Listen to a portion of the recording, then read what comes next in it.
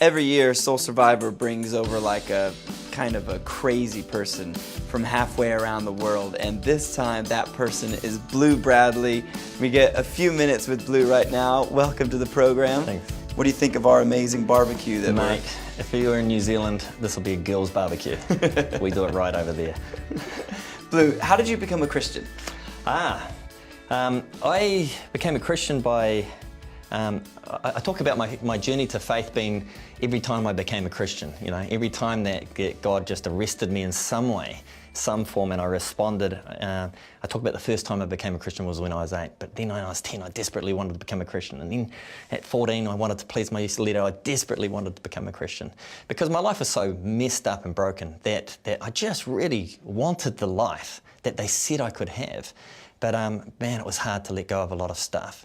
But I remember when I was 16, there was no rally, there was no talk. I was getting driven along a road.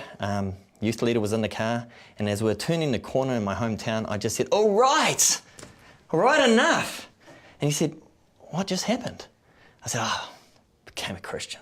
You know, and it wasn't because anybody was speaking to me, it was because I couldn't escape what God was doing. He was just like hounding me. I just felt pursued by God. Everywhere I turned, there was God. And it was, the thing that you want so badly, but you're so terrified. It's like love. Your capacity to love is it's only expanded when you give it away. It's the same with faith. It's just so magnetized, but you're just terrified of actually stepping into it because of what it could be, the thing that you crave for the most. And that all right was, yeah, all right, let's do this. And yeah, it's been great.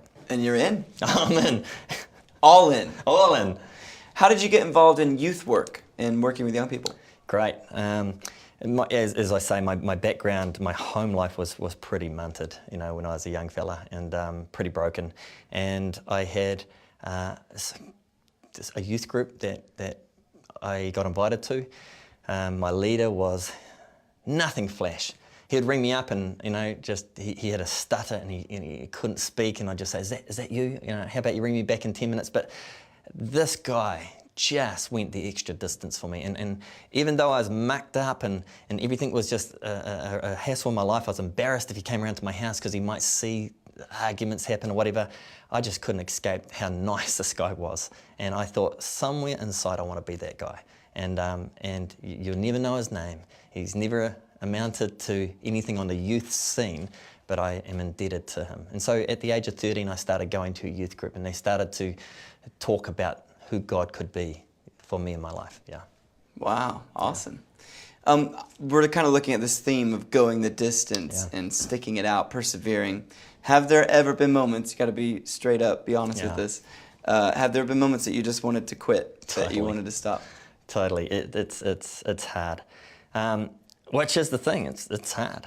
People think youth work is glamorous and you get to have fun all the time, but man, you get absolutely hammered at times.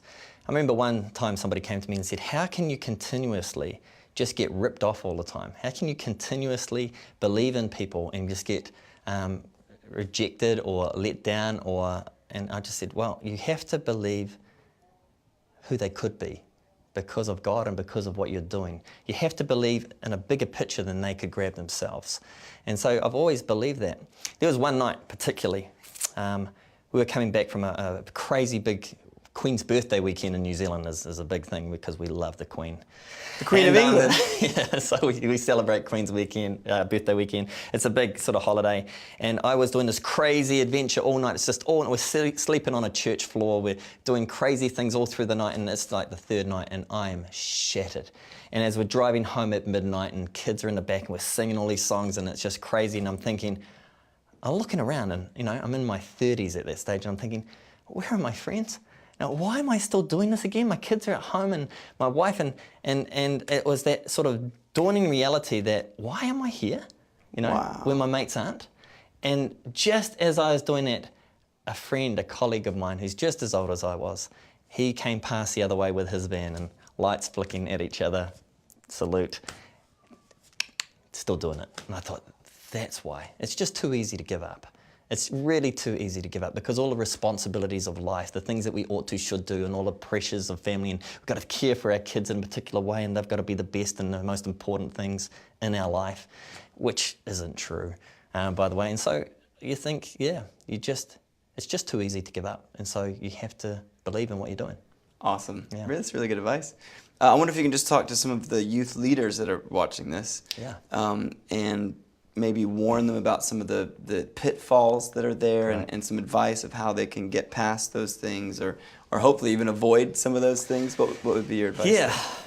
Yeah, youth work's all, it's all great when you're young because you got the energy. I was the coolest youth worker I knew. You should have seen my hair. I had a mullet. I was, I could take on 10 guys. I was like Goliath, so in the pool, it was just great fun.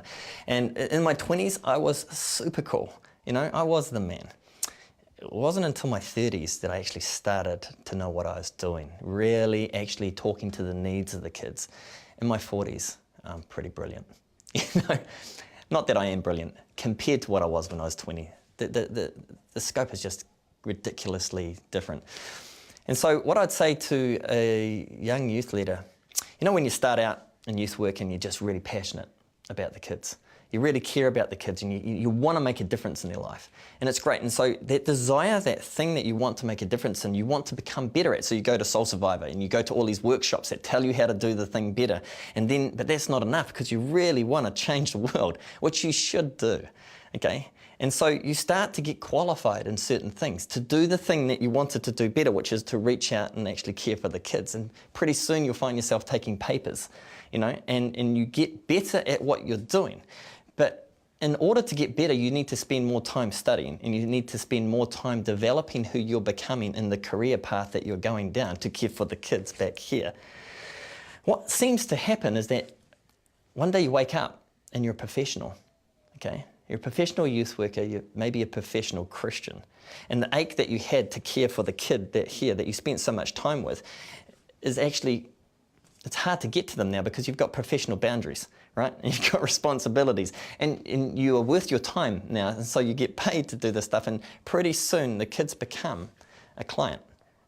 And you've lost the passion that you initially had to begin with. Yeah, you want to change the world, so you start working with leaders, right? And then you start doing seminars and pouring back in a different way. And all of society will say that you're doing it right, but I'm saying you might have lost the heart that you had in the first place. And so you've got to care about something enough to keep it real. You've got to volunteer continuously somewhere for free. It costs you. It's got to hurt in order to stay true to who you were at the beginning. Does that make sense? Yeah. Absolutely. It's a good indication of where's your heart. Totally. Is your heart just doing it because you're paid to do it, or is your heart that you genuinely have compassion, you care about these young people? Yeah. That's great. How do you keep that alive? I mean, other than making sure you're doing something voluntarily, are there other ways that you can stoke that fire? Yeah. I've got a theory that don't take yourself too seriously. So you've got to mock yourself continuously. Otherwise, you might think stuff about yourself that's not good. Okay. Surround yourself with people that are more intelligent than you continuously. It keeps your head on your shoulders well. Get inside the life of a kid.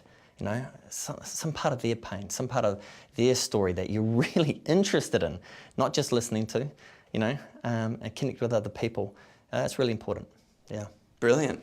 And then just to wrap things up, we've been asking everybody we interview here at our Lovely Girls Barbecue this question. What is the best example of God's love that you've ever encountered or experienced in your life? Wow.